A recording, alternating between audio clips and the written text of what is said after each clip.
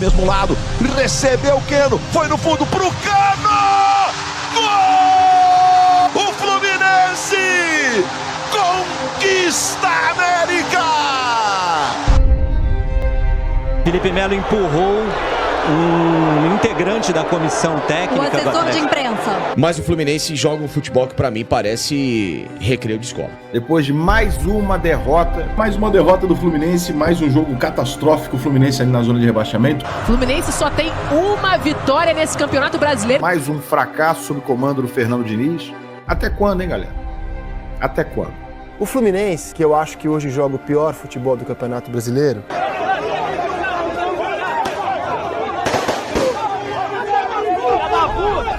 Especialmente o Diniz parece não ter entendido o tamanho do buraco onde ele está.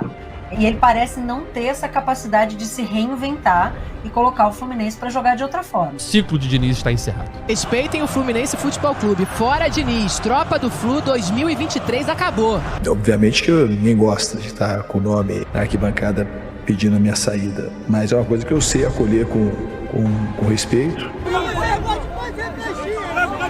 Como é o futebol, ele é uma coisa cruel, essa máquina de moer gente o tempo todo, que a gente fica submetido. E eu, para isso, sou preparado para isso. O time, eu vou continuar sempre fazendo melhor e acreditando na instituição, acreditando no time. Eles são os atuais campeões da Libertadores e possuem um bom elenco para a disputa de mais títulos. O Fluminense acertou a contratação do zagueiro Thiago Silva. Hoje, o Fluminense possui o quarto plantel mais valioso do Brasil. O técnico é um verdadeiro mentor para os jogadores. E além dos títulos, sua oportunidade recente na seleção comprova sua qualidade. E tem que ter alma, tem que ter espírito, tem que entregar tudo. Vocês são os heróis de muita gente. Fernando Diniz chegou ao Fluminense em 2022, tratando logo de impor sua ideia de jogo. Muita aproximação, toques curtos, pontas aparecendo do mesmo lado, laterais jogando por dentro e alta rotatividade. O estilo de jogo ofensivo e a entrega do time em campo conquistaram a torcida, que viu o Flusão jogar de forma competitiva e envolvente novamente.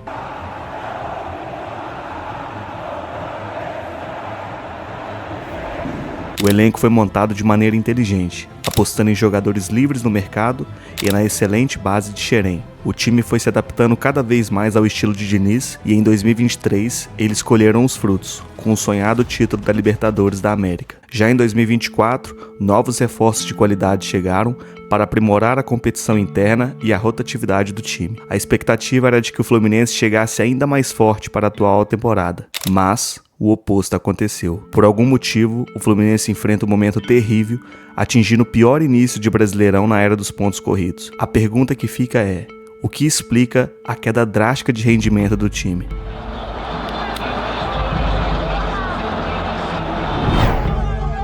Vamos recapitular o ano de 2024 após o título da Libertadores para tentarmos encontrar uma resposta. Após a conquista, o Fluminense disputou o Mundial e acabou perdendo na final para o Manchester City. Tudo ok contra uma potência europeia no comando de Guardiola, que inclusive na época rasgou elogios para o time de Diniz. I'm big fan for the way they play. We were lucky to score the first, and the second one came from nothing. It means incredible personality they have in the present day, like Fernando. No matter the circumstances in the game, how they continue to do what they have to do. Eles terminaram o Brasileirão em 7º lugar, com o foco, claro, já em 2024.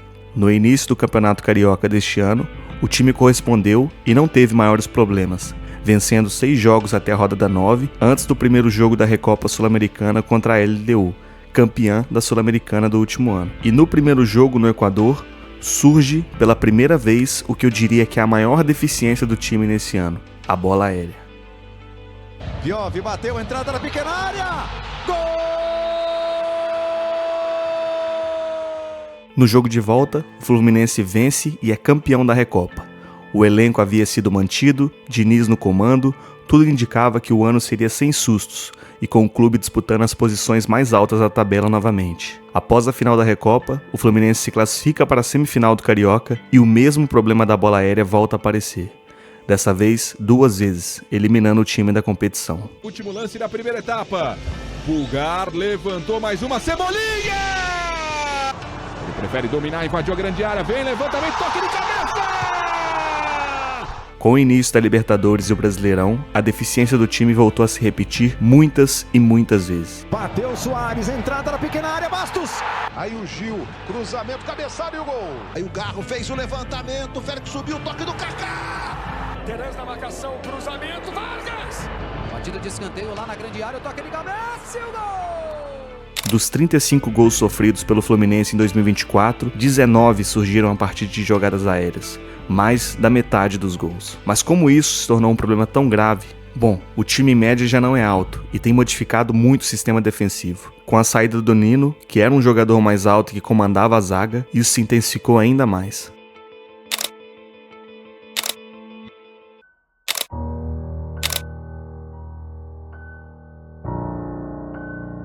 Correu pra bola, lá vem centrado, desvio no canto. Canhota, cruzamento, vem centrado pro gol lá dentro. Até aqui no Campeonato Brasileiro, o time só venceu um jogo, empatou 3 e perdeu 6. E na última rodada, eles foram para a lanterna do campeonato. Além do grave problema defensivo, o que mais vem acontecendo com o time em campo? Quando eu disse que o Fluminense possui o 4º plantel mais valioso do Brasileirão, eu não mencionei que o clube também tem o 5º elenco com a maior média de idade do campeonato. Não é segredo que o time foi montado a dedo pelo Fernando Diniz, de forma que os jogadores sejam capazes de jogar no estilo desejado pelo treinador. Mas a verdade é que no futebol, quando você implementa um estilo diferente de jogo e é bem sucedido, naturalmente você se torna um time visado, onde os adversários sabem da dificuldade que irão enfrentar e se dedicam ao máximo a identificar os pontos fracos do seu esquema tático. E de fato, isso aconteceu com o Fluminense. Hoje em dia, os clubes já sabem da aproximação do time e os passes curtos na defesa. Quando a tática funciona e o time escapa para o campo de ataque, segue sendo muito vantajosa para o Fluminense. Mas os times hoje preveem o desenrolar da jogada com mais facilidade, e isso resulta em um problema recorrente em campo, os erros individuais. São Paulo na classificação, é claro, tá tudo muito embolado. Olha o Fábio, bombeou, o pé direito, bombadilha dentro da área, bateu. Vacilou o Guga. Olha que roubada, veio, salvou no capote lá dentro. Aqui no Brasil não funciona mais, não funciona mais. Todo mundo sabe como se deve jogar contra o Fluminense. Todo mundo sabe, o Fluminense não consegue jogar mais aqui dentro do Brasil. Em outros jogos, quando isso não ocorre, o problema é diferente. O time mantém e protege a posse de bola na maior parte do tempo, mas já não é mais eficiente como antes, e enfrenta enormes dificuldades para atingir o último terço do campo. Quando perde a bola e é atacado, os erros defensivos voltam a surgir e o tempo com a bola se torna inútil. Isso aconteceu recentemente contra o Cruzeiro, por exemplo, mas com um pênalti bem polêmico, é verdade, marcado para a Raposa no primeiro gol do jogo. Vale ressaltar também que o Fluminense sofre com os desfalques atualmente. Jogadores fundamentais para o time como André, um dos pilares defensivos que está fora por lesão, além dos convocados para a Copa América, como o caso de John Arias. Mas nem mesmo esses desfalques justificariam o Z4, muito menos a pior posição do campeonato. Em uma resolução final, e em meio a toda essa tentativa de desvendar esse enigma, me lembro que o mesmo técnico que fez elogios ao futebol do Fluminense na final do Mundial disse recentemente sobre um certo fenômeno no futebol, se é que podemos chamar assim, depois de ser questionado se continuaria no Manchester City para a próxima temporada. Guardiola disse sobre a falta de motivação depois de atingir o auge. But next season, right now, I'm not able to know exactly what will be the motivation to do it, because it's difficult sometimes to find it when everything is done.